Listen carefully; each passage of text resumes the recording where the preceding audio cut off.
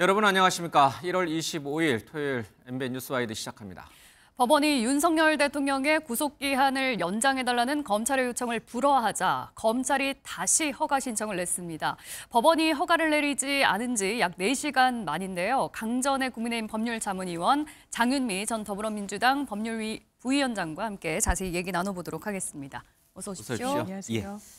어제 밤에 이 서울중앙지방법원에서 윤 대통령의 구속기한을 좀 연장해달라라고 하는 검찰의 연장 요청이 받아들여지지가 않았어요. 그래서 밤중에 다들 많이 이거 무슨 일이지? 그럼 대통령 지금 석방되는 건가? 어떻게 되는 거지? 그럼 검찰이 대통령을 수사를 못하는 건가? 뭐 여러 가지 이제 막 설왕설래들이 좀 있었습니다. 먼저 좀 하나하나 짚어봐야 되겠습니다. 왜 서울중앙지법은, 그러니까 서부지법이 아닌 중앙지법은 검찰이 요청한 윤 대통령의 구속영장을 연장해달라고 하는 신청을 허락하지 않았을까요? 불허했을까요? 저는 원칙에 따른 결정이었다라고 생각합니다. 왜냐하면 공수처법에 따르면 수사에 대해서는 공수처가 하고 검찰에서는 기소만 할 수 있는 것이거든요. 그런데 보완 수사라고 지금 검찰에서는 이야기하고 있습니다만 보완 수사를 하겠다라고 하면서 열흘의 연장 신청을 할 만한 상당한 이유가 없다라고 법원에서는 본 것이죠. 저는 사실상 이 부분에 대해서 어느 정도 예상을 했었습니다. 그래서 처음에는 이 구속기간 20일을 공수처 열흘 그리고 검찰 열흘 나눠서 하겠다라고 어느 정도 내부에서 협의됐다는 이야기가 나왔을 때 그러면 공수처가 연장 신청을 하고 그 이후에 검찰로 넘기겠다는 뜻이겠구나라고 생각을 했었거든요. 그런데 공수처가 본인들이 이제 손을 떼겠다라고 하면서 검찰로 사건을 이첩하는 과정에 있어서 그때 기자회견을 하지 않았습니까? 좀 일찍 넘겼어요. 그때도 검찰에다가 기소하라고 했어요.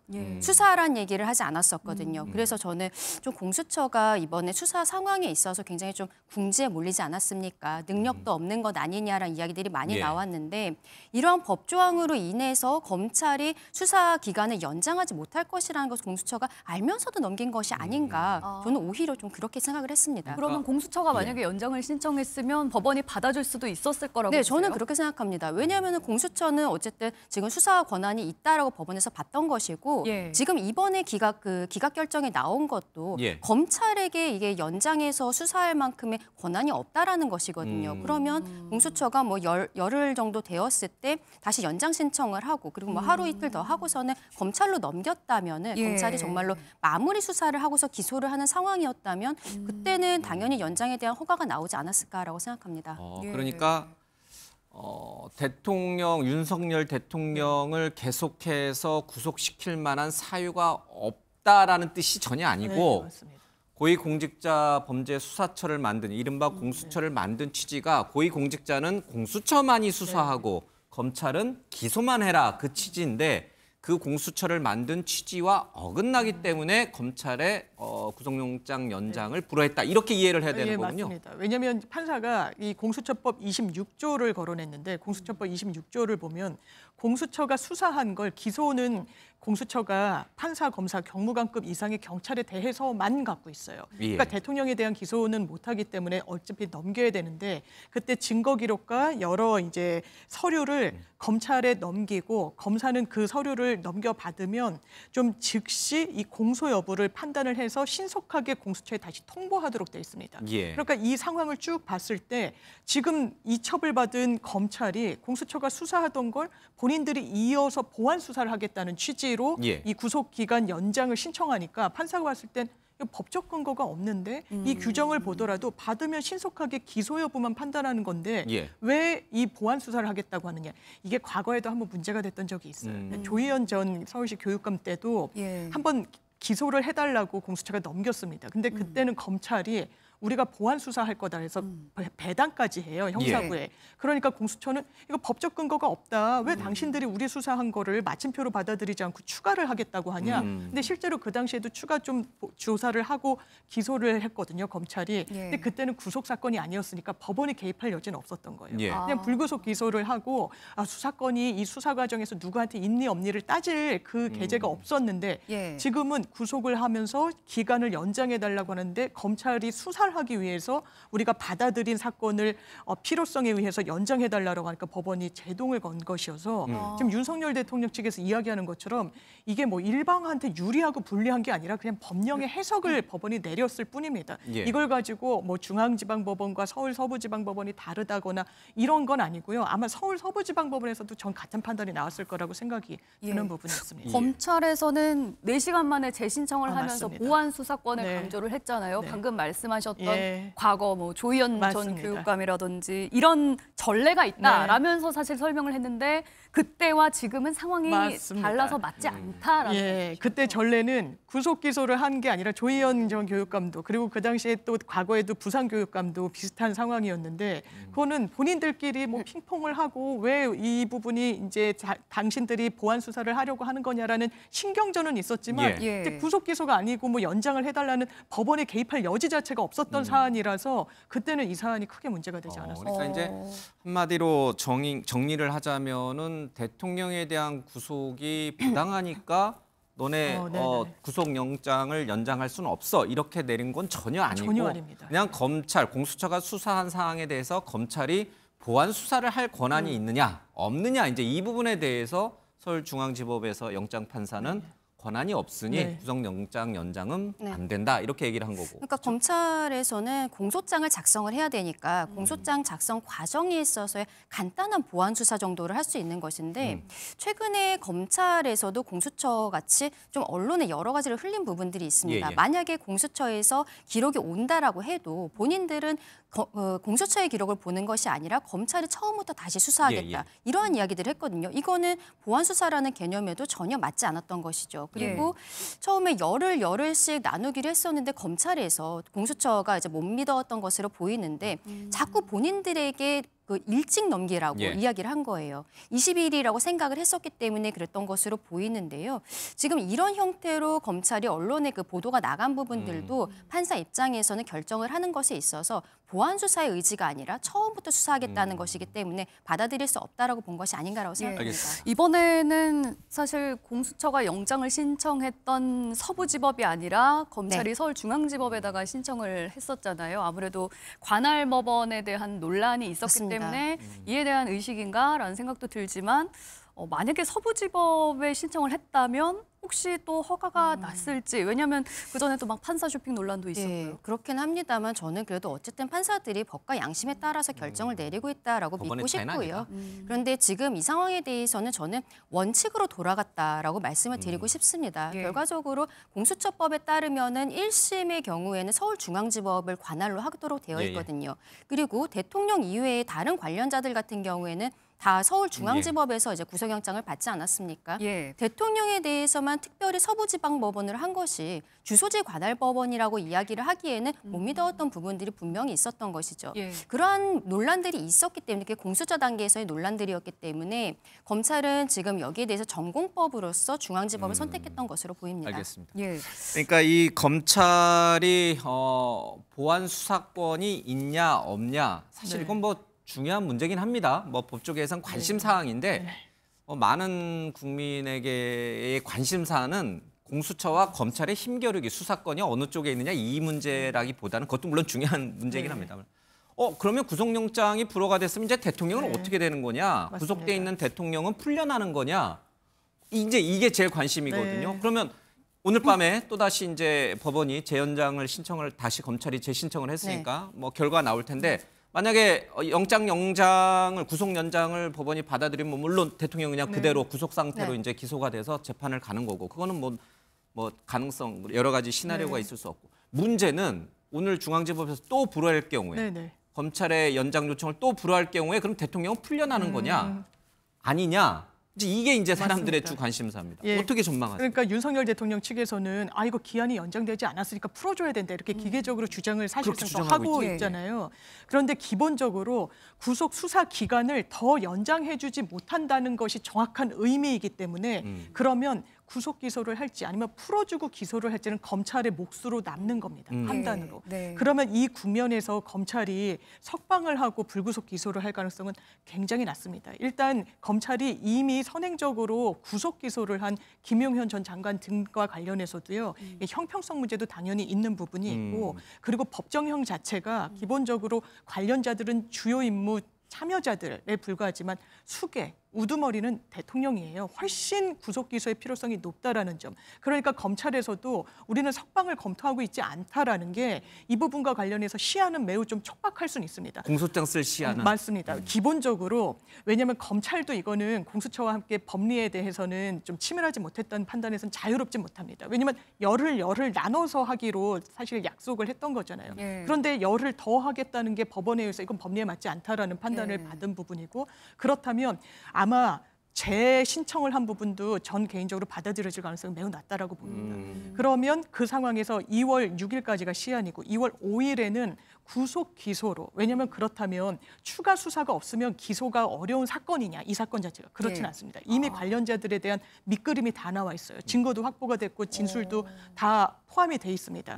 그러면 이 공소장이 여러 수명에 대해서 나와 있고 그 여러 공소장의 공통점은 윤석열 대통령의 지시를 어떻게 이행했는지가 가장 관건이기 때문에 공소장을 이제 작성하는 부분이 크게 시간이 필요한다거나 추가 보완 수사가 반드시 있어야 되는 사안은 아니라서 지금으로선 거의 구속 기소될 가능성이 저 개인적으로는 100%에 수렴한다고 그러니까 생각합니다. 오늘 영장 연장이 다시 한번 불허가 되더라도 검찰은 윤석열 대통령을 석방하기보다는 그 상태로 그대로 이제 공소장을 써서 법원으로 넘기는 절차에 들어갈 것이다. 이제 이렇게 보는 게 맞습니다. 뭐라 해야 됩니까? 다수다 아니면은 주류적인 판단은 그렇게 그러면 보입니다. 석방 가능성은 아예 없어요? 제로예요? 저는 아니면 가능성이 낮다는 있다고 정도로? 생각합니다. 예. 왜냐하면은 앞서 말씀드렸듯이 공수처 열을 검찰 열을 하기로 했습니다만 검찰에서 빨리 넘기라고 했었거든요. 그거는 공수처의 그 수사 의지라든지 능력이 좀 부족하다고 생각하는 것들도 있겠지만 검찰에서도 확인해야 될 부분들이 여러 가지가 있었던 것이 아닌가라고 생각합니다. 김용현 전 장관의 공소장을 보면은 거기 대통령에 대한 이야기들이 굉장히 많아요. 그렇다면 어느 정도의 수사는 되어 있다라고 보고 그러면 그것을 가지고 대통령에 대한 직접 수사를 하지 않아도 공소장 자체는 꾸릴 수 있겠지만 문제는 당장 구속해서 기소하는 것이 아니라 검찰 입장에서는 실체를 파악하고 문제가 있다면 처벌을 받도록 하는 것이 검찰의 역할 아니겠습니까? 근데 지금 조사가 제대로 되지 않았던 것이 아닌가라고 보이는 것이죠. 1차 구속기간 만료일을 지금 검찰은 한 26일 정도로 보고 있는데 그럼 그때 내일이에요? 석방을 내일? 석방을 해야 되는 거예요. 그러면은 지금까지 대통령에 대해서 만약에 수사가 뭐 검찰에서 처음에 수사를 하고 그다음에 공수처로 넘기긴 했습니다만 이것이 미진하다라고 했을 때는 법원에서의 어떠한 판단이 뭐 무죄라든지 굉장히 적게 나올 수 있는 부분들이 있는 것이거든요. 그렇기 때문에 검찰에서 무리를 하기보다는 결국에는 불구속 수사의 원칙으로 돌아가서 일단은 석방을 하고 그 이후에 뭐 소환 조사라든지 방문 조사라든지 이런 것들을 할 가능성이 있다는 생각이 듭니다. 그리고 한 가지만 더 말씀을 드리면 형사 사건 같은 경우에 절차가 굉장히 중요해요. 그렇기 때문에 그 연장 신청에 대해서도 불허가가 나온 것이거든요. 이런 것을 생각해 봤을 때는 지금 수사권에 대한 문제도 한번 짚고 넘어가야 된다고 저는 생각합니다. 대통령 측에서는 내란죄에 대한 직접 수사권을 가지고 있는 게 지금 경찰이 유일하거든요. 그렇다면 오히려 저는 검찰이 석방 상태에서 조사를 하면서 경찰로 사건을 먼저 보내고 경찰에서 사건을 수사를 한 이후에 검찰이 기소를 하는 것이 맞지 않는가 이렇게 생각합니다. 그러면 복잡해지네요. 정말 복잡한 상황이 되는데 이런 시나리오들 중에 만약에 구속영장이 연장이 되거나 만약에 이제 뭐 석방이 돼서 불구속 상태에서 조사를 받게 된다면 물론 경찰의 사건을 넘겨가지고 수사를 받는 방법도 말씀을 해주셨습니다만 일단 당장 만약에 검찰이 수사를 하게 되는 생각을 해볼 수 있잖아요. 이 수사는 윤석열 대통령이 과연 응할 것인가? 그렇죠. 만약에 기한이 연장된다고 했을 때 지금 윤석열 대통령의 일관된 태도는 검찰이든 공수처든 수사권은 없다라는 거예요. 경찰만 있다라는 부분이기 때문에 아무리 본인의 친정이라고 하더라도 후배들이 조사를 한다고 하더라도 굉장히 이 조사에 뭐 아주 착실하게 응할 것인가 저는 상당히 물음표가 쳐진다고 생각하고 유의미한 조사 결과가 나오기 어려울 겁니다. 그래서 만약에 그냥 가장 보수적으로 판단을 해서 이 연장 연장도 되지 않고 예. 그랬을 때 말씀 주신 것처럼 두 가지 선택지가 법률적으로는 열려 있는 겁니다. 판단의 영역이 구속 기소를 할 것인지 불구속으로 조금 더 수사를 하고 넘길 것인지. 그런데 불구속 기소를 제일 원하는 건 윤석열 대통령이에요. 완전히 이 트랙이 좀 달라지기 때문인데요. 구속 기소가 되면 이 기본적으로 헌법상 무죄 추정 원칙을 적용받습니다. 이 사람을 무한정 데리고 있을 수가 없어요. 인신 구속을 계속해서 연장할 수가 없는 겁니다. 1심, 2심, 3심 다 합쳐서 2개월 안에 끝내야 돼요, 재판을. 다만 2번 갱신이 각 심급별로 가능합니다. 최대치로 6개월이에요. 구속 수사가 구속 기소가 된 사건은 그러니까 18개월 안에는 결론이 나오는 거죠. 그러니까 구치소에 수감될 수 그렇죠. 있는 기간이 최대치가. 최대 네, 18개월 18개월입니다. 정도다. 근데 불구속 기소가 되면요, 예. 무한정인 겁니다, 사실상. 예, 그래서 저희가 형사재판부에서도 가장 선순위 사건은 당연하지만 구속 기소된 피고인들이에요. 예. 이 기한을 반드시 지켜. 그래서 보석으로 풀려주고 조건을 들어서 이렇게 풀어주고 하는 예, 예. 거거든요. 예, 그냥 예. 풀어주면 안 되기 때문에. 네. 그래서 이거는 어떤 사법 질서의 문제도 있고 이 형평성의 문제도 있어서 전 구속 기소가 높다고 생각합니다. 알겠습니다.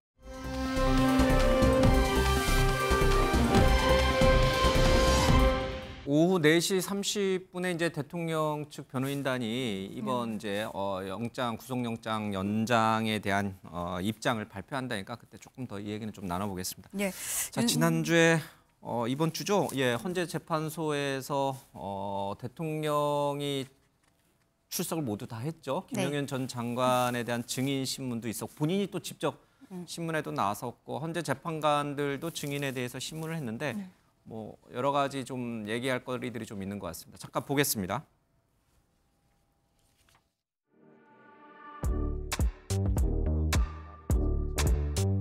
포고령은 증인이 관서에서 직접 워드로 작성한 것이 맞죠? 그렇습니다. 워드 프로그램 뭐 쓰셨어요?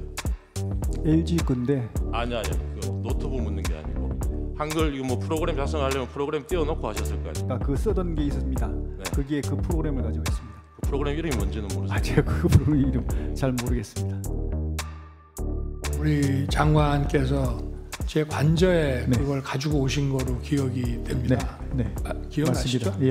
그냥 놔둡시다라고 말씀을 드리고 그냥 놔뒀는데 뭐 기억이 혹시 나십니까? 예, 제가 이제 느낀 것은 네. 대통령께서 평상시보다 이렇게 좀 꼼꼼하게 안 보시는 것을 제가 느끼면서 전공이 네. 이걸 제가 왜 집어넣냐 웃으면서 이렇게 얘기를 하니 계고한다는 측면에서 그냥 뒀습니다 해서 저도 예, 그렇습니다. 웃으면서 그냥 놔뒀는데 예, 그 상황은 기억하고 예, 계십니까? 기억합니다. 지금 말씀하시니까 기억납니다. 4차 변론에서 이제 김용현 전 장관이 원래 이제 순서는 좀 증인 순서는 뒤에 있었는데 이제 대통령 측에서 빨리 앞으로 해달라 그래서 이제 재판부가 받아들여서 김용현 전 장관이 증인들 가운데는 이제 처음 나왔습니다. 몇 가지 이제 쟁점들이 있었는데 국회 봉쇄 얘기부터 좀 먼저 하겠습니다. 국회 봉쇄 의도가 있었느냐 아니면 정말 질서 유지 차원이었냐 끌어내라고 한 것이 요원이었냐, 그러니까 특전사 요원들이었냐, 아니면 국회의원이었냐 이걸 가지고선 이제 국회 소추단 쪽과 대통령 측 또 김용현 장관과 헌재 재판관들이 질문을 서로 막 주고받았어요. 이게 저 4차 변론 저것만으로 어느 정도 규명이 됐다고 보세요? 앞으로가 더 관건이라고 생각을 예. 합니다. 저는 김용현 전 장관이 나와서 증언하는 내용은 대통령 측과 어느 정도 맞닿아 있는 부분들을 진술할 것이라고 예상을 했었거든요. 그동안의 뭐 이야기들도 마찬가지였던 예. 것이고요. 근데 지금 문제는 뭐 말씀하신 것처럼 뭐 끌어내라라든지 그리고 뭐 요원이냐 의원이냐 이러한 이야기들 이런 것들이 앞으로 증인으로 나오게 될 뭐 곽정근 사령관이라든지 아니면 조지호 경찰청장 예. 이런 분들 같은 경우에는 대통령 입장에서는 이제 적대적 증인이라고 볼 수 있을 것으로 보이는데 그분들이 어떻게 증언을 하느냐 그리고 거기에 대해서 아마도 대통령이 당시 그때도 증인신문 과정에 좀 참여하게 되지 않을까라고 생각이 되는데요. 대통령이 뭐라고 반박을 하는 것인지 그 부분을 좀 봐야 되지 않을까. 저는 그저께죠. 예, 이제 예. 김용현 전 장관의 저러한 진술 내용 같은 경우에는 크게 놀랍지는 않았다라고 생각합니다. 놀랍지 않으셨다. 왜냐하면 그 전에 당초 포고령 1호와 관련해서 대통령과 김용현 전 장관 측의 진술이 좀 엇갈린 부분이 있었기 때문에 이번에 나와서 좀 다른 질문을 하면서 각을 세우는 거 아니냐 이런 전망도 있었는데 굉장히 보니까 거의 호위무사였다. 대통령 편을 많이 그렇게 들어준 것 보시는 같다라는 분들도 있는 것으로 얘기가 보이는데 왜냐하면 증인신문 과정에서 김영현 전 장관이 아니요 그렇지 않습니다. 이런 형태의 이야기들을 하지 않았기 때문인 것이죠. 그런데 지금 여기에 대해서 진술이 어느 정도 맞닿아있다는 것은 사실관계를 함께하고 있었다는 것이거든요. 결과적으로 이번 그 비상계엄 상황에 있어서의 최종 책임자는 윤석열 대통령입니다. 그리고 가장 옆에서 모든 것을 컨트롤했었던 것이 김영현 전 국방부 장관인 것이죠. 그렇다면 둘이 알고 있는 부분이라든지 이런 것들은 맞닿아있을 수밖에 없는 것이고 그리고 지금까지 진술도 대체적으로 비슷한 부분들이 있습니다. 근데 앞서 말씀드린 것처럼 실무를 담당했던 사람들, 사령관이나 뭐 경찰 측 이쪽의 진술들이 다른 것이고 그럼 그들은 왜 지금 대통령에게 맞지 않는 진술들을 하는 것인가? 그러면서 본인들이 얻을 이익이 무엇인가에 대해서 많은 국민들께서 의구심을 가지고 계신 거잖아요. 그래서 향후에 이제 증언 새로 나오는 증인들의 증언들이 훨씬 중요하게 될 것이라고 생각하고 알겠습니다. 헌법재판소에서는 지금 뭐 김영현 전 장관의 진술만으로 판단하는 것은 아니다라고 말씀드리고 싶습니다. 실제로 요원이었냐 끌어내라고 한 것이 대통령과 장관의 지시가 요원들을 끌어내라고 하는 거냐 빼내라고 하는 것이었냐 아니면 의원들을 빼내라고 한 것이냐 가지고 이제 재판관들도 관심 있게 좀 들었던 것 같습니다. 그날 얘기를 잠깐 들어보겠습니다. 이 사건 비상계엄은 처음부터 반나절 계엄이었고 국민들이 경각심을 호소하기 위한 것이었습니다. 국민들은 이 사건 비상계엄을 계명령이라고 이해하고 있는데 반국가 세력은 대통령이 비상계엄 선포를 내란죄라고 몰아서 국방 책임자들을 구속한 데 이어서 대통령까지 구속한 것입니다. 의원이 아니라 요원을, 그죠? 요원을 빼내라고 한 것을 김병주 국회의원이 의원들 빼내라는 것을 통과시킨 것이죠. 네, 그렇습니다. 장관이나 계엄사령관으로부터 지침받은 건 없습니까? 본회의장으로 가서 일부 들어갔던 인원이 있고 밖에 일부 있던 인원들이 있었는데 전임 장관으로부터 국회의사당 안에 있는 의원들을 밖으로 이렇게 좀 빼내라 지시를. 국회의원들을요? 예. 본회의장에 있는 국회의원들을 밖으로 끌어내라. 예. 요원을 끌어내라라고 얘기했다. 그렇죠. 김병주가 그거를 둔갑시켰다. 요원으로 이렇게 되지도. 사람은 자기 언어 습관이 있잖아요. 그렇죠. 특전사 같은 데는 특전사 요원 이런 단어를 많이 써요. 특전사 요원. 그러니까 사람 일반적으로 맨날 특전사령관을 접하는 게 자기 전우들이고 자기 하잖아요. 그래서 인원 요원 이렇게 해서 국회의원이를 의미하는 거죠. 국회의원 끌어내라는 거죠. 그러니까 맞다고 하면서 그 다음에 국회의원, 그 다음부터는 국회의원은 단어를 이렇게 쓰고 했어요. 뭐 제2의 또 바이든 날리면 사태다, 전국민 듣기 평가다라는 얘기까지 나올 정도로 이 의원이냐 유원이냐 어떻게 들어야 되느냐 좀 논란이 있는 것 같은데 직접 들어보시니까 어떠십니까? 곽종근 전 사령관은 일단은 인원, 요원 이런 맞습니다. 표현을 했습니다만. 진술이란 건 이 전체적인 큰 틀에서의 맥락과 그 의미, 내용을 해석을 하는 겁니다. 왜냐하면 단어 하나에 집착해서 보니까 요원이라고 했네. 이거 국회의원 아니잖아라고 하는 변론 전략은 설득력이 없어요. 맥락상 국회의원이 그렇습니다. 맞았다. 왜냐하면 곽종근 특수전 사령관이 여러 차례 뭐라고 얘기를 했습니까? 대통령이 전화했다는 거예요. 그 상황에 빨리 끌어내라. 본회의장 앞에서 이 의결 종적수가 됐니 안 됐니라고 하고 김용현 전 장관이 그 이후에 전화를 하고 그래서 본인이 그 두 통의 전화를 받고 이거 공포탄이라도 쏴야 되나 문을 부숴야 되나 고민을 했다라는 겁니다. 그때 그러면 본회의장 안에 있었던 게 누굽니까? 국회의원들인 거죠. 거기 무슨 요원이 있었습니까? 특전사 요원들을 끌어내라는 건 앞뒤 맥락상 맞지도 않는데 아주 지연 말단적인 부분으로 사실은 의원이 아닌 요원이었다. 이거 재판부 설득할 수 없습니다. 김명주 의원의 설명으로는 워낙 이제 특전사령관이 평상시에 특전사 요원들을 이제 동료로 두다 보니까 의원을 그냥 요원으로 착각해서 말한 거지 사실상 의미는 국회의원을 뜻한 거다. 이렇게 설명을 하고 있습니다. 결과적으로는 앞서 말씀드린 것처럼 이제 곽종근 사령관이 증인으로 출석을 할 것이기 때문에 여기에 대해서 치열하게 다퉈질 것이라고 생각합니다. 정확한 워딩이 무엇이었는지, 요원이라고 본인이 들었는지, 의원이라고 들었는지, 그리고 본인이 국회의원입니까? 뭐 이렇게 반문을 했다라든지 이런 형태의 얘기들이 나올 것이거든요. 지금 상황으로 봤을 때는 글쎄요, 지금 지금 뭐 저 같은 경우에는 만약에 제가 변호사였으면은 조금 더 김용현 전 장관에게 요원이라는 단어가 구체적으로 어떤 뜻이었는지에 대해서 물어봤을 것 같은데 대통령 측 변호인들이 구체적인 내용들을 얘기하지 않았어요. 그렇기 때문에 뭐 지금 김용현 전 장관 입장에서도 증인으로 나왔기 때문에 구체적인 더 이상의 얘기는 하지 않았거든요. 그게 조금 아쉬운 부분이 있지만 구체적인 내용은 곽종근 사령관이 직접 이야기를 하게 되지 않을까라고 생각합니다. 예, 연휴 끝나고 이제 2월 3일인가요? 이제 3일부터 다시 이제 증인 신문이 시작이 되면 곽종근 사령관 나오니까 그때 아마 명확하게 이제 이 문제는 해결될 것 같고 또 헌법 재판관들과 또 이 국회 소추단 또 대통령 측 대리인단이 설전을 주고받던 게 이제 비상 입법 기구라고 하는 표현이에요. 국가 그거는 이제 김용현 전 장관이 작성했다라는 거는 뭐 양측이 다 이의가 없는 것 같은데 문제는 그게 어떤 취지였느냐? 정말 국회 기능을 무력화하기 위한 기구냐? 아니면은 정말 국회 기능은 그대로 둔 채 긴급 재정명령과 같은 어떤 이제 그 특수한 일을 하기 위한 그냥 현 법령 내에 있는 그런 합법적인 기구였느냐? 이걸 갖고 이제 굉장히 논쟁이 좀 있었습니다. 직접 들어보겠습니다. 가장 주된 목표가 그 입법기구인 국회의 기능을 정지시키겠다 하는 그런 의도가 있는 것으로 보이거든요. 정치활동을 빙자해서 국가 체계를 문란하게 할 수 있으니까 이런 활동은 좀 어떻게 제한시킬 필요가 있다. 이런 판단에서 국회의장께서도 그 출입구로 못 들어가서 담을 넘어서 들어갔고 근데 정말 많은 사람들이 담을 넘어갔다고 그러더라고요. 그건 봉쇄가 안 됐다는 겁니다. 출입구 위주로 출입구는 왜 막았을까요? 출입을 완전히 전면 금지한다는 의미가 아니고 출입 통제라는 의미에는 근데 국회의원들을 막았잖아요. 그건 제가 잘 모르겠는데 저는 이제 거기서 통과를 시킨 걸로 좀 알고 있었거든요. 네, 알겠습니다. 선별적으로. 이상입니다.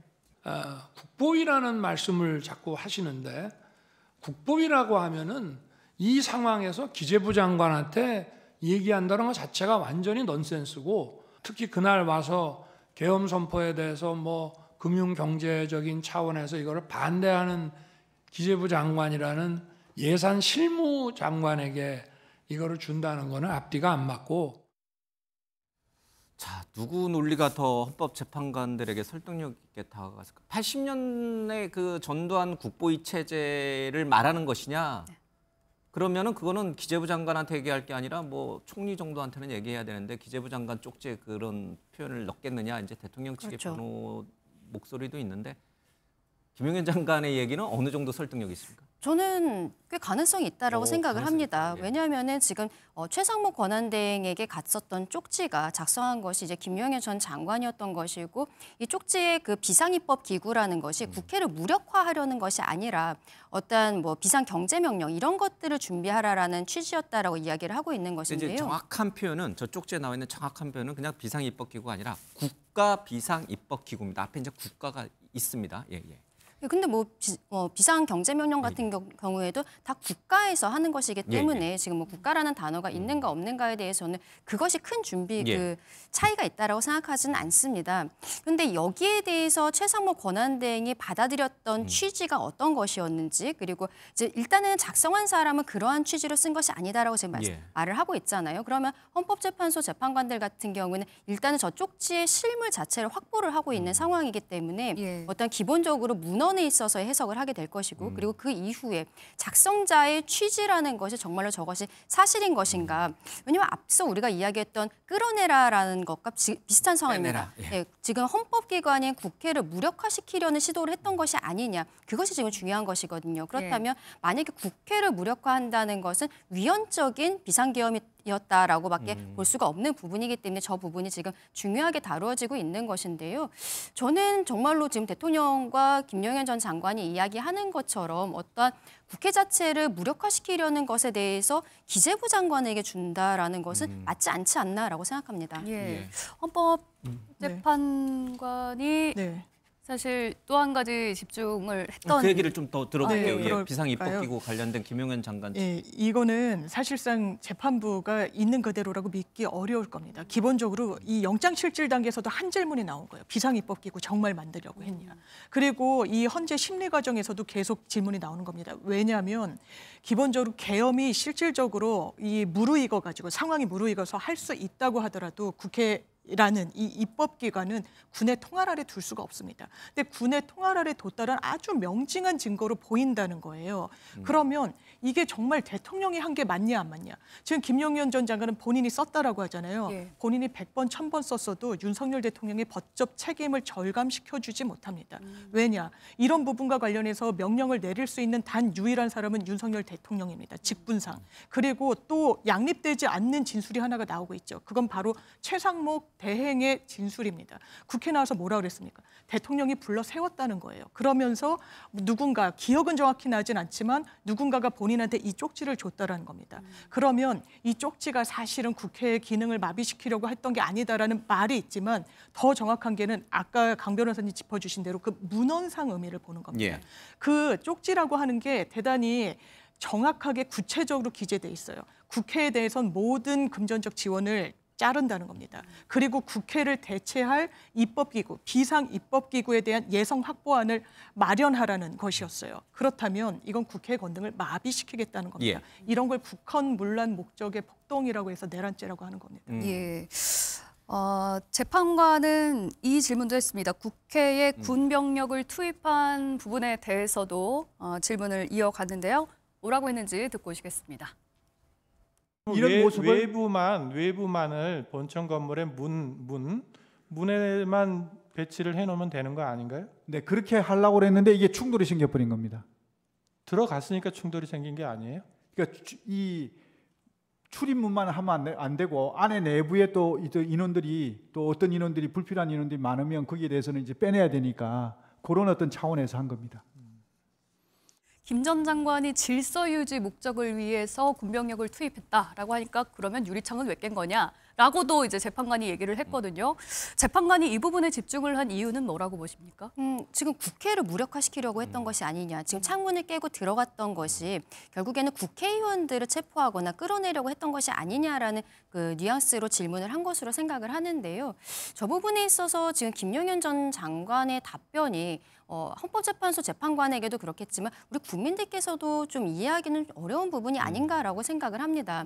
재판관이 이야기를 한 것처럼 질서 유지를 위한 것이라면 바깥에서 싸고 있었으면 되는 것 아니냐라고 이야기를 하는데 내부에 사람이 많으면 빼내야 된다라고 지금 김용현 전 장관이 이야기를 하고 있는데 왜 빼내야 되는지 그러면 내부에 사람들이 있으면 질서 유지가 안 된다는 것인지 여기에 대한 이야기들이 없는 것이거든요. 그렇기 때문에 국민들께서 보시기에도 창문을 깨고 군이 진입하는 것을 우리가 모두 생방송으로 보았기 때문에 재판관이 말씀하신 것처럼 오히려 군이 들어가서 질서가 깨진 것이 아니냐라고 생각하는 부분도 분명히 있는 것으로 보입니다. 이 외에도 부정선거와 관련된 것을 국민에게 알리기 위해서 야당의 폭동, 뭐랄까요, 이 횡포 이런 것들을 알리기 위해서 계엄을 한 거냐, 그게 계엄 발동 요건에 해당이 되느냐, 뭐 이런 질문도 있었습니다.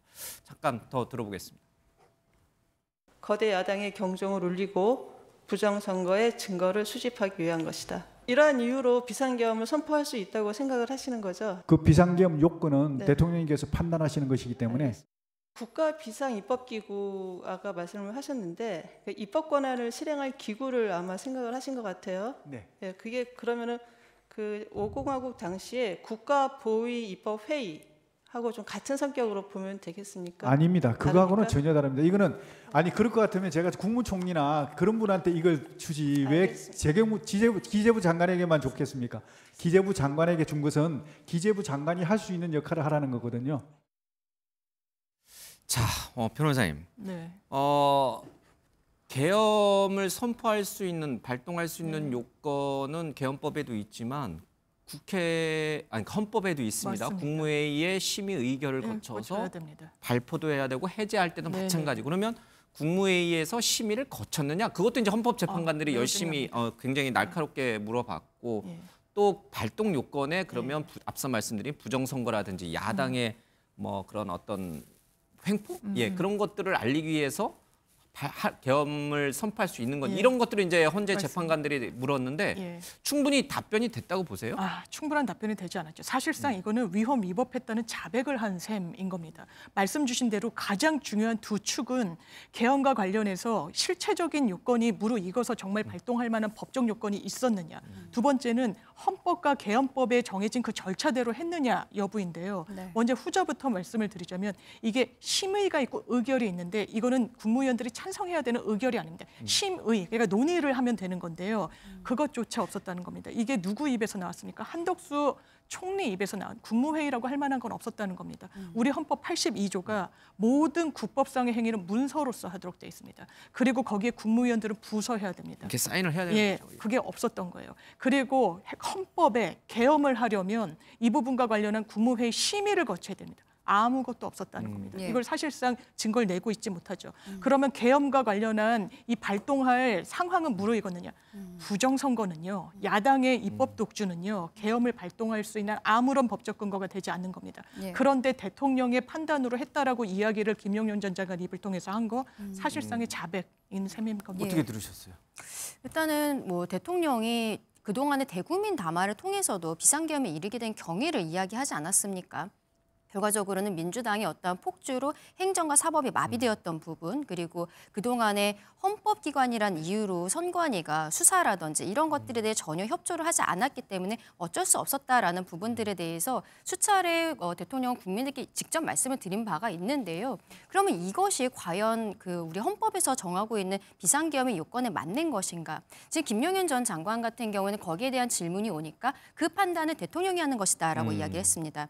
대통령 입장에서는 비상계엄을 할 만한 국가 비상사태, 전시사변은 아닙니다만 국가 비상사태라고 판단했던 것이고 거기에 대해 이미 국민들께 말씀을 드렸기 때문에 여기에 대한 판단을 결과적으로 헌법재판소에서 하게 될 것으로 보입니다. 알겠습니다. 연휴 지나고 또 다시 시작될 증인신문과 변론이 굉장히 좀 궁금해집니다. 그렇죠? 이제 어떻게 또 상황은 전개될지 좀 보겠습니다. 예, 두 분 말씀 여기까지 듣겠습니다. 예, 고맙습니다.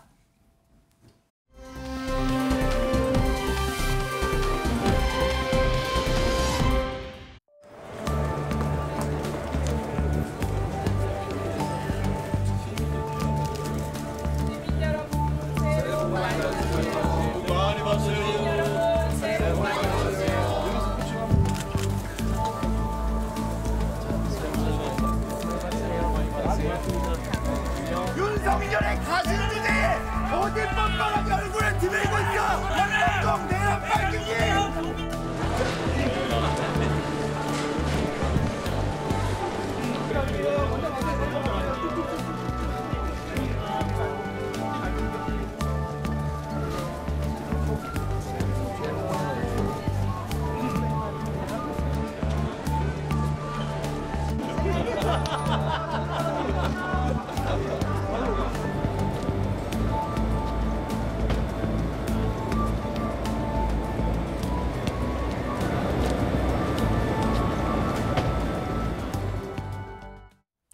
네, 오늘부터 긴 설 연휴가 시작됐죠. 정치권에서도 귀성객들에게 설 인사를 전했는데요. 자, 두 분 모시고 설 밥상 민심 한번 전망을 해보도록 하겠습니다.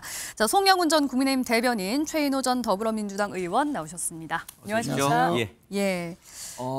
최근 몇 주간의 여론조사 추이를 보면은 뭐 숫자의 차이는 있습니다만은 민주당 지지율이 조금 하락세에 있고 국민의힘 지지율은 상승세에 있어서 뭐 이렇게 역전 크로스라고 하죠. 크로스된 것도 좀 있고 또 정권 연장이 정권 교체보다 더 높게 나온 여론조사도 좀 있었고 또 이재명 후보와 뭐 여당의 다른 오세훈, 홍준표 후보의 뭐 가상 대결 지지율이 비슷하게 나온 여론조사도 있고 뭐 다양한 여론조사가 있는데 추세적으로는 뭐 대부분 비슷합니다. 근데 앞서 잠깐 화면에서 봤습니다만 설 인사를 갔던 정치인들을 대하는 시민들의 반응도 사실은 조금 제각각이어서 어떤 게 정확하게 맞는 건지 여론조사가 맞는 건지 아니면 저 설 민심을 전하는 시민들의 말이 맞는 건지는 잘 모르겠습니다.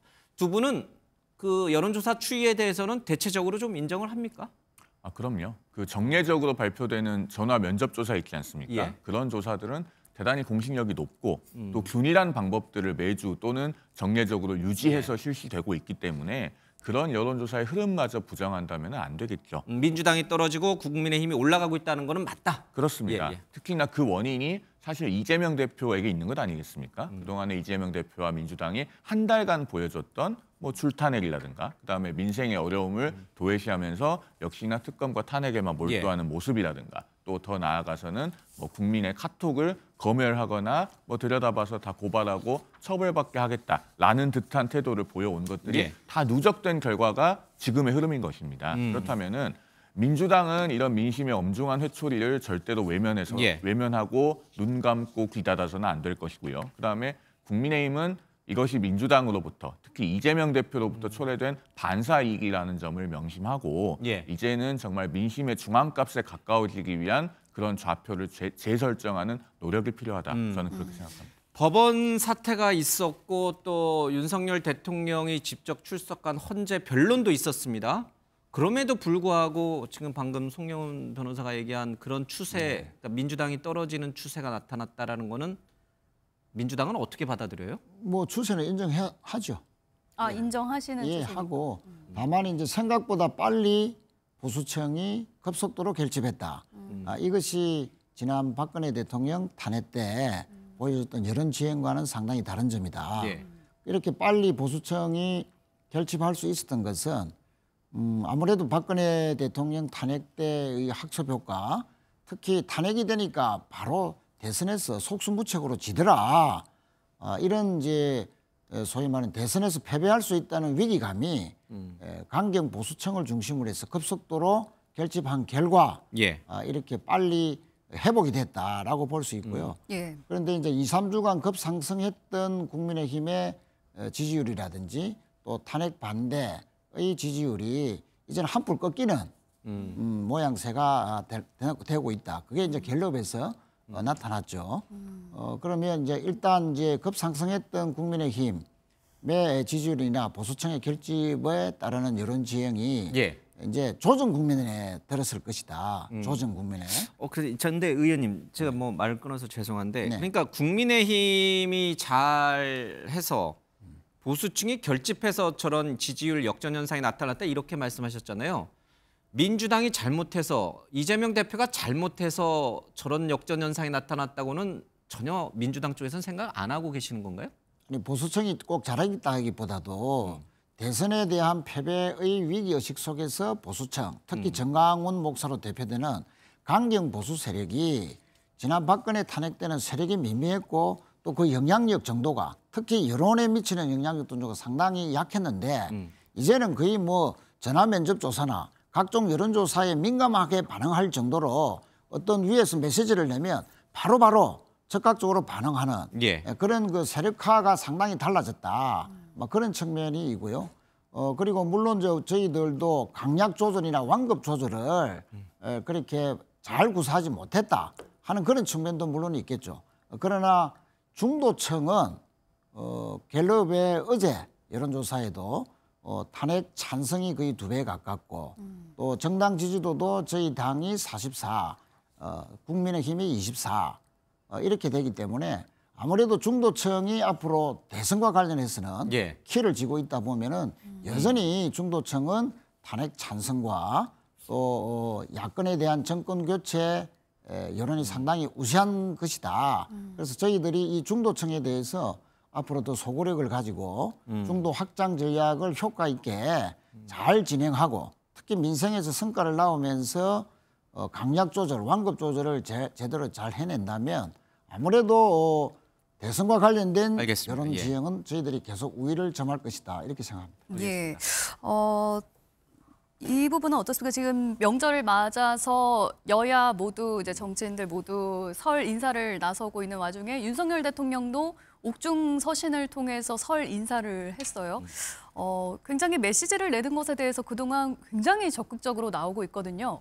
이렇게 대통령의 메시지가 여론전이 그런 보수층을 결집하고 이렇게 지지율을 높인데 어느 정도 효과가 있었을 거라고 보십니까?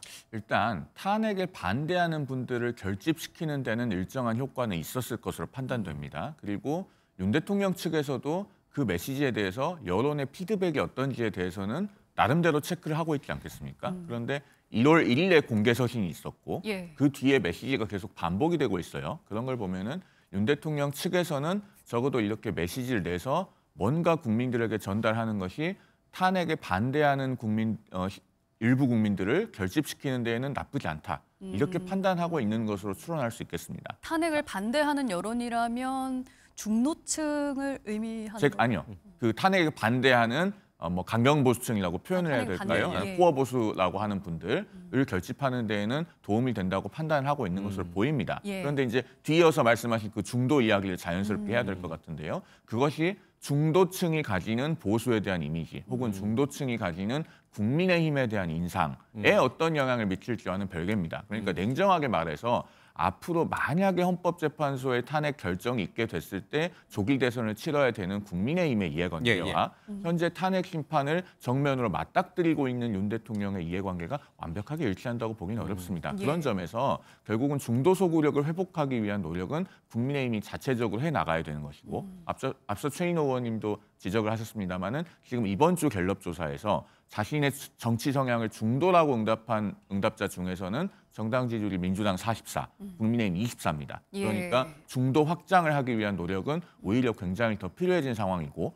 그런 노력이 필요한 상황을 초래한 것에 있어서 그 서신이 어떤 영향을 미쳤는가 이런 것들도 한번 짚어볼 필요가 있습니다. 민주당에서는 근데 이게 지금 이제 두 분 말씀을 좀 들어보면은 물론 이제 대통령에 대한 탄핵안이 기각이 돼서 이제 대통령이 남은 임기 2년 반을 마저 이제 채울 수도 있는 가능성이 열려 있거든요.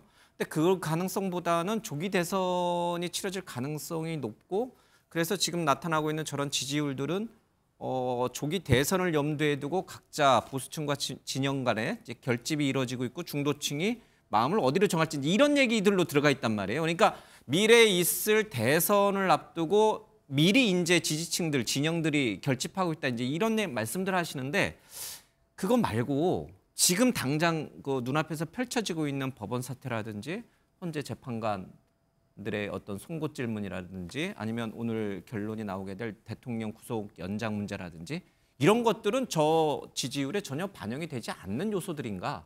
이제 그게 궁금해져요. 지금의 현 상황은 민심은 어디로 가고 있는 것인가? 일단 전혀 영향이 없다고 볼 수는 없고요. 일요일에 있었던 서부지법 폭력 사태 이후로 민주당 지지율이 미미하게 반등한 조사들이 나왔잖아요.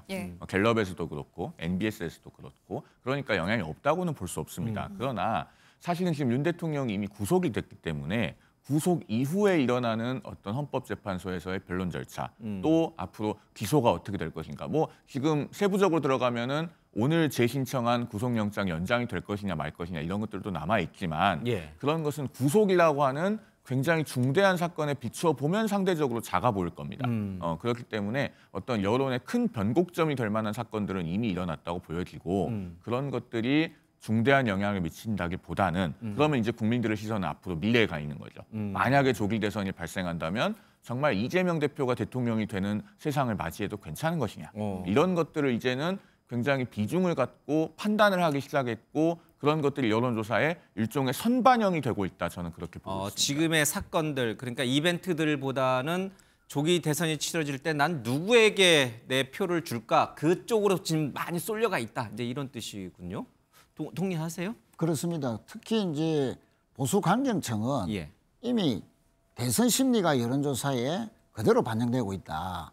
상대적으로 중도층이나 진보층보다도 보수강경 세력이 오히려 이렇게 가면 대선에서 진다. 탄핵되고 대선에서 진다. 이런 위기감으로 해서 더 빨리 결속되는 거죠. 상대적으로. 그러다 보니까 이제 가표집 현상도 나타나는 것인데 실제 어제 갤럽 여론조사에는 정권 교체가 60%, 정권 재창출이 26%인데 그 전주에 비해서 오히려 정권 재창출의 찬성도가 더 높아졌습니다. 그것은 이제 서부지법의 난동이라든지 폭동이라든지 또 헌법재판소에서 여러 가지 질문들에 대해서 윤 대통령이나 김용현 장관이 사실은 뭐 거짓말이나 궤변에 가까운 또 궤변 어린 그런 답변을 함으로써 실망한 중도층들이 오히려 이제 정권 재창출. 저 사람들은 도저히 사과 한마디 제대로 하지 않는 오만함. 지지율이 좀 오르니까 더 반성 안 하고 더 사과도 안 하고 오히려 더 심해지겠네. 라는 그런 우려가 이제 오히려 야권에게 유리한 여론조사 결과로 갤럽이 나오지 않았나 저는 그렇게 분석하고 있습니다. 제가 뭐 갤럽 여론조사 항목에 대해서 뭐라 할 건 아니고요. 정권 재창출이 맞는 겁니까? 정권 연장이 맞는 겁니까? 그거는 국민의힘이 정해야 되는 거 아닙니까? 왜 우리 최인우 의원께서는 정권 재창출이라고 하시는 얘기는 지금의 윤석열 정부와 결이 다른, 색깔이 다른 보수 진영의 정권을 등장하는 거를 전제로 하시는 건가요? 뭐 근데 여론조사를 받는 분들이 정권 재창출이라는 표현이나 정권 연장이 아니라 정권 재창출 표현이나 그것을 뭐 크게 차이를 느끼고 반항을 하겠습니까? 저는 뭐 그렇게 별 의미는 없다. 않습니다. 예. 근데 이제 여론조사에서 주목해서 봐야 될 지점이 이게 있습니다. 한쪽 선택지를 정권 재창출로 묻든 정권 연장으로 묻든 간에 정권 교체를 묻는 질문이 있고 민주당 후보에 대한 선호도를 묻는 질문이 있고 더 구체적으로 들어가면 이재명 후보를 상정하고 묻는 질문이 있습니다. 정권 교체를 물으면은 아까 NBS에서 48, 갤럽에서 52 정도 나오는데요. 그게 이재명 후보로 들어가면 다자구도에서 NBS에서는 28, 갤럽에서는 31 이렇게 현저하게 낮게 나옵니다. 그러면은 국민들께서 정권 교체라고 하는 건 일반적으로 우리가 인지적으로 듣기 좋은 단어죠. 그런데 이재명 대표를 대통령이 되는 것을 어떻게 생각하냐고 물으면은 비토층이 굉장히 강고하게 높은 거예요. 이 부분을 굉장히 유념해서 읽을 필요가 있다라고 생각합니다. 예, 뭐 얘기가 나왔으니까 차기 정치 지도자 선호도 조사도 좀 자세히 들여다보죠. 일단 이재명 대표가 가장 높게 나오고는 있습니다만 민주당 정당 지지율에는 미치지 못하고 있고 보수 진영에서는 김문수 장관이 가장 높은 것으로 나타나고 있습니다. 여전히. 그리고 그 지지세 상승세도 꾸준히 이제 올라가고 있는 모습인데요. 일단 정치권에서는 이 차기 지도자 선호도 조사 그리고 앞으로의 전망에 대해서 어떻게 얘기를 하고 있는지 한번 듣고 오시겠습니다. 자, 국민의힘에선 이재명 대표에 필적할 만한 후보가 있을까요? 뭐 저는 많다고 생각합니다. 뭐 우리 당은 조기 대선을 염두에 두지 않고 있습니다. 아직까지는. 그래서 근데 만에 하나 뭐 그런 조기 대선이 이루어진다고 가정하고 말씀을 드리면 우리 당에 많은 후보들이 있잖아요. 그런 다양한 후보들이 나와서 경쟁을 하면은 오히려 국민적 관심은 우리 당으로 올 것이다. 민주당. 뭐 그것도 국민들의 뜻이니까 저희로서는 겸허하게 수용할 수밖에 없습니다. 이제 우리 민주당에 대해서 더 큰 책임과 역할을 요구하고 기대하는 것이 아닌가 이런 생각을 합니다. 더 낮은 자세로 겸허하게 책임감을 갖고 임하는 것이 우리 민주당이 해야 될 일이라는 그런 생각을 하게 됐습니다. 예, 몇 주째 이재명 대표의 지지율은 거의 비슷하게 흘러가고 있는 것 같은데 보수 진영에서 김문수 장관의 상승세가 지금 두드러지고 있지 않습니까? 양자 대결을 살펴봤을 때 오차범위 내에서 앞서는 것으로 나타나는데요. 이 얘기는 나중에 하고요. 지금 이제 윤곽근 대통령 측 변호인 대리인단에서 좀 기자회견을 하니까 잠시 들어볼까요? 예, 잠시 후에 윤석열 대통령이 기자 간담회를 한다고 하는데요. 준비가 되면 저희가 영상으로 보여드리도록 하겠습니다. 다시 얘기를 하자면 이재명 대표가 오차범위 내에서 양자 대결에서 김문수 장관을 김문수 장관이 조금 앞서는 것으로 나타나고 있거든요. 이 결과를 어떻게 받아들여야 할지, 단순히 그냥 일시적인 현상으로 봐야 할지 아니면 이것도 좀 의미 있는 지표라고 봐야 되는지 어떻게 보세요? 뭐 의미가 없다고는 할 수 없지만 김문수 장관이 이재명 후보를 1대1 구도에서 이기는 결과를 지속적으로 예측하는 분은 아마 많지 않을 겁니다. 아까도 말씀드렸다시피 헌법재판관을 2명 추가로 임명하고 또 대통령에 체포되고 구속되는 그 과정에서 강경 보수층들이 대통령의 선동도 있었지만 또 자체적인 어떤 위계 질서에 따르는 어떤 메시지에 적극적으로 반응함으로써 이러다가는 이번에도 정권 뺏긴다, 이러다가는 대선에서 진다라는 위기감이 상대적으로 더 크게 작용한 결과 김문수 장관은 계엄 옹호, 탄핵 반대, 일관된 모습을 보였습니다. 그것은 윤 대통령에 대한 이미지와 일치되는 거죠. 그러면 당연히 윤 대통령을 지금 지지하고 동정하는 사람들은 바로 김문수 장관으로 바로 바로 넘어가는 거죠. 지지율이. 그래서 전이가 되는 그 과정을 이제 밟고 있는 과정에서 나타난 것이기 때문에 설마 거구 강경 보수층의 절대적인 지지를 받는 김문수 장관이 계속 간다면 국민의힘의 대선 후보가 된다는 이야기 아닙니까? 뭐 그랬을 때는 저희들 당으로서는 크게 뭐 싫은 것은 아니다. 싫은 것은 아니다. 그러나 정치 발전에는 말씀. 전혀 도움이 되지 않는 것이기 때문에 국민의힘도 중도층을 의식한 그런 여론들이 앞으로 더 많이 나오지 않겠나 그렇게 봤습니다. 반대로 우리 송영훈 변호사에게는 이재명 대표 얘기를 합니다. 흥묘 백묘 이런 성장 얘기도 좀 많이 하고 있거든요. 이미지 변신인가요? 아니면 그런 것들이 중도층 표심 또 지금의 여러 가지 위기 국면에 민주당을 구해낼 수 있을까요? 본인은 중도 확장이나 우클릭이라고 말하고 싶겠지만 그 본질은 말바꾸기죠. 그것도 매우 급격한 말바꾸기입니다. 자, 이재명 대표는 그동안에 이른바 기본사회 그리고 기본소득 이런 것을 자신의 경제정책의 브랜드로 삼아오지 않았습니까? 그런데 어느 날 갑자기 그 기본 시리즈를 전부 다 뒤로 물리고 이제는 성장을 말하기 시작했습니다. 흥묘백묘론을 말하기 시작했습니다. 거기에 대해서 국민들께서 얼마나 진정성이 있다고 평가를 하시겠습니까? 자, 더더군다나 12월 3일 비상계엄 선포 이후에 대단히 중요한 과제 중에 하나가 우리 정치의 예측 가능성을 회복하는 겁니다. 한밤중에 계엄을 선포하는 것이야말로 그 정치와 사회의 예측 가능성을 크게 깨뜨린 것 아니겠습니까? 그러면은 그 예측 가능성을 복원하는 것이 우리 사회의 화두인데 이재명 대표처럼 급격하게 말을 바꾸는 정치인은 정치, 사회, 경제의 예측 가능성을 역시나 현저하게 떨어뜨리는 겁니다. 한쪽으로 급격하게 말을 바꾸는 사람은 다시 언제든지 그 반대쪽으로 말을 크게 바꿀 수 있는 것이거든요. 이런 이재명 대표의 모습을 보면서 국민들께서 안정감, 신뢰성, 예측 가능성 이런 것들을 느끼지 않을 겁니다. 그렇기 때문에 이것은 중도 확장이나 외연 확장이 아니고 그저 말 바꾸기에 불과한 것입니다. 알겠습니다. 자, 뭐 여러 설 민심 아마 이제 밥상에서 다 이제 이 지지율 얘기도 하고 막 이럴 거니까 그 얘기는 이제 저희들이 좀 차분하게 또 지켜보도록 하고요. 또 한 가지 좀 궁금한 게 있습니다. 지금 정광훈 목사가 이제 귀국을 했어요. 미국 트럼프 대통령 취임식에 갔다가 뭐 참석을 했는지 안 했는지 제가 잘 모르겠습니다. 어쨌든 귀국을 해서 법원 사태와 관련해서 서부지법 사태와 관련해서 자기는 전혀 시킨 거 몰랐다 이제 이렇게 얘기를 하고 있는데 이제 불을 저지르려고 했던 10대가 구속되지 않았습니까? 뭐 특임 전도사 이분도 지금 구속돼 있고 국민의힘은 지금의 현 지도부는 정광훈 목사를 필두로 하는 부정선거를 주장하는 분들도 이를 소위 말하는 태극기 부대랑은 어떻게 앞으로 관계 맺기를 해나가실 생각이에요? 일단 절연이에요? 아니면 계속 같이 가는 거예요? 절연해야죠. 그 부정선거론이라고 하는 것은 국민의힘 지도부에서도 별로 믿지 않는다라고 공개적으로 언명하고 있지 않습니까? 그리고 그 부정선거론을 만약에 진지하게 믿는 스탠스를 공당이 취한다면은 그건 정말 우리 사회를 두동강내고 붕괴시키는 일입니다. 그렇게 갈 수는 없는 것이고요. 더더군다나 법원에 침입하는 전대미문의 폭력 사태를 일으킨 사람들과 매우 관련성이 있는 것으로 지금 의심을 받고 있는 그런 사람들과 국민의힘이 가까이 지낸다면 그걸 국민들께서 보고 어떻게 생각하시겠습니까? 그러니까 혹시라도 그런 행위에 대해서 조금이나마 용기를 북돋아 주는 것처럼 오인되는 발언을 하시는 분이 있다면 저는 그런 분에 대해서는 앞으로 당에서 단호한 조치가 필요하다고 생각합니다. 근데 지금 말씀하시는 그게 당의 주류 분위기는 아니잖아요. 아니요. 부정선거에 대해서는 지금 뭐 권성동 원내대표도 그렇고 김재섭 사무부총장도 그렇고 공개적으로 언론을 통해서 우린 부정선거 믿지 않는다라고 이야기하고 있지 않습니까? 선을 긋고 있다? 그럼요. 알겠습니다.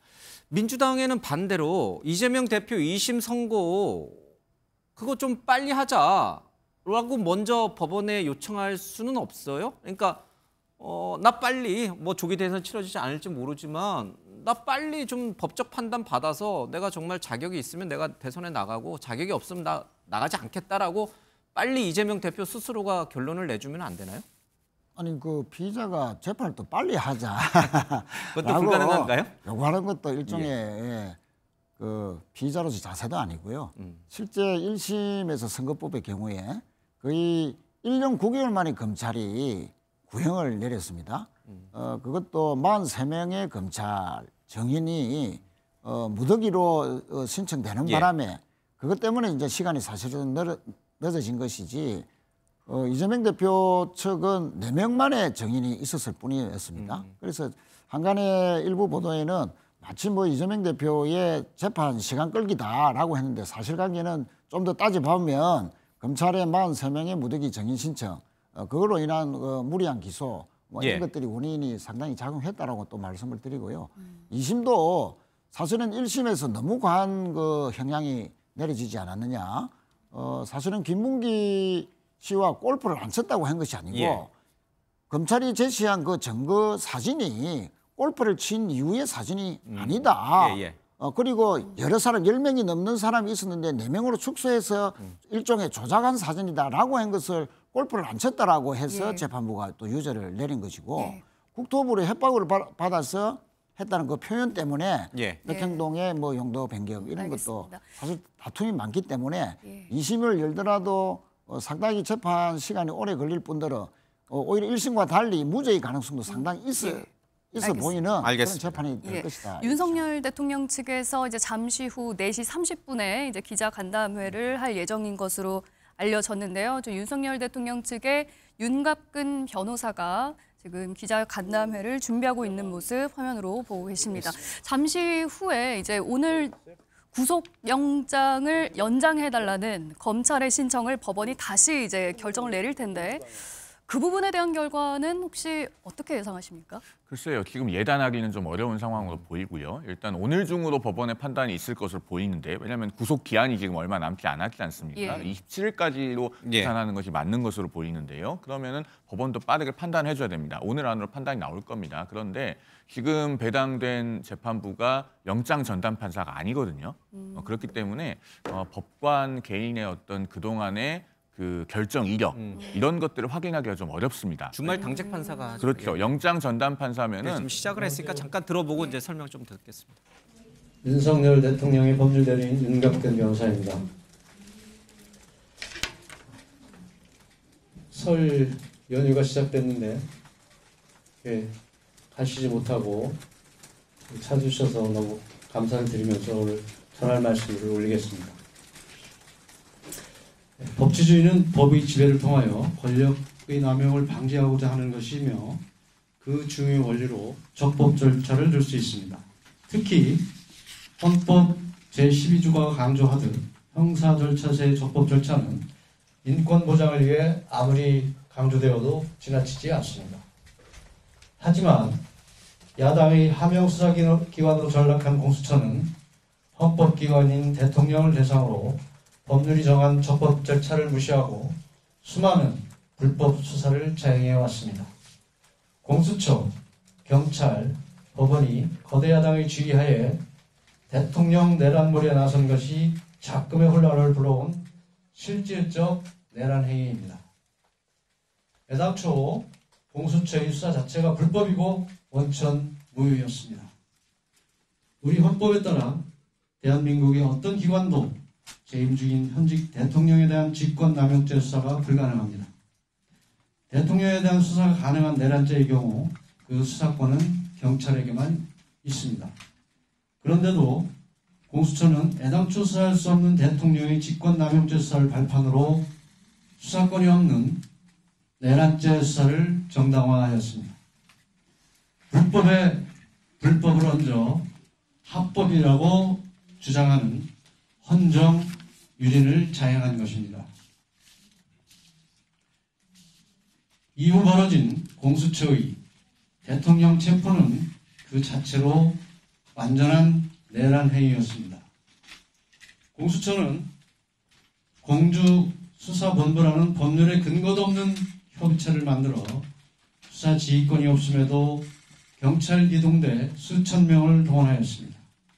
법무부는 지난 1월 23일 국회에 공수처 검사의 사법경찰관에 관한 각종 영장의 집행진의는 불가한 것으로 보는 것이 타당하다는 해시를 한 바 있습니다. 공수처와 경찰은 파견된 경찰관들이 공수처 검사의 지휘하에 체포영장 집행을 보조하는 범위 내의 행위는 적법한 것으로 판단한다며 형사 사법 체계와 법률을 완전히 무시했습니다. 또한 군사시설인 대통령 관저의 시설과 배치를 확인하기 위해 경호처 간부를 불러내 군사 비밀을 유출하도록 하는 불법 행위를 저질렀습니다. 대통령 관저 외곽을 경비하는 55 경비단장 명의 공무를 유지하는 중대한 불법 행위를 저질렀습니다. 엄청난 인력을 동원하여 대통령 경호처를 압박하며 무력화하고 대통령을 불법적으로 체포한 과정 하나하나가 불법의 집합체였습니다. 이 모든 것이 조기 대선을 통해 권력을 찬탈하려는 것으로 이야말로 완벽한 내란죄라 할 것입니다. 일부 법원과 판사는 이런 내란 행위에 동조함으로써 대한민국의 사법체계를 뿌리부터 흔들어 놓았습니다. 공수처는 공수처법상 관할 법원인 서울중앙지법이 아닌 우리법연구회가 주축이 되어 있는 서울 서부지방법원에 체포영장, 구속영장을 잇따라 청구했습니다. 서울 서부지법의 우리법연구회 출신 판사는 수사권도 없는 공수처에 체포영장을 발부하고 해계한 제외 조항까지 집어넣어 입법권을 침해하여 판사 입법까지 하였습니다. 이재명 대표, 조국 전 대표에 대해서는 여지없이 적용되었던 불구속 수사 원칙과 재판 지연에 대한 관용적 논리들이 예, 조금 전 윤갑근 변호사가 이제 기자 간담회를 하고 있는 모습 저희가 현장 연결해서 보여드렸는데요. 공수처의 수사는 불법이다. 대통령을 체포한 것 자체가 내란 행위다. 기존의 주장을 계속 반복해서 얘기를 하고 있었습니다. 윤석열 대통령 측에서는 대통령을 즉각 구속 취소해야 한다. 수사도 처음부터 다시 해야 한다. 이런 입장이거든요.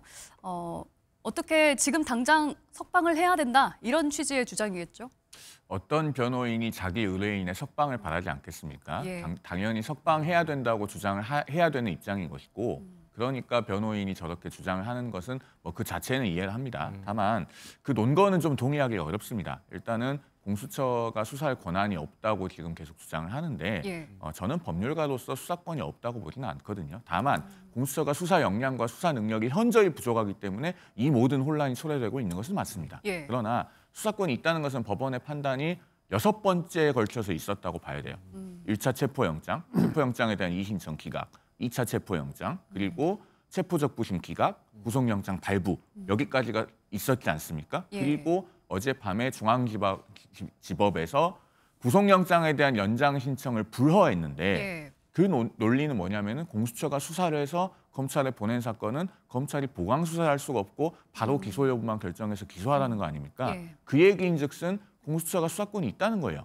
대통령에 예. 대해서. 그렇죠? 그러면은 6번에 걸쳐서 판단이 있었는데 변호인들이 저렇게 주장하는 것이 과연 우리 사회의 혼란을 줄이는 데 도움이 되는가? 예. 저는 법률가로서 온당한 논거는 아니다라고 생각합니다. 한 가지만 더 추가적으로. 그래서 오늘 만약에 서울중앙지법이 구속영장 연장에 대한 검찰의 재신청을 또 불허할 경우 대통령은 석방됩니까? 아니면 바로 이제 검찰이 기소로 넘겨서 구속된 상태에서 이제 재판에 임하게 되는 겁니까? 지금 오늘 나온 언론 보도를 봐도요. 검찰에서 이미 공소장은 공소장대로 준비하고 있다고 하지 않습니까? 연장되지 않는 경우에 대비해서 구속기한 내에 기소를 하기 위해서 준비를 하고 있는 걸로 보입니다. 예. 그러면은 만약에 구속영장 연장 신청이 또다시 불허된다고 해도 구속기한 내에 기소하는 쪽을 택할 것이고 예. 석방될 가능성이 현실적으로는 현저히 낮은 것으로 보여집니다. 지금까지 그래서 공수처가 지금 이제 예. 윤갑근 변호인이 이제 석방을 촉구하는 기자회견을 미리 이제 좀 하는 그런 맥락도 있겠군요. 그렇습니다. 알겠습니다.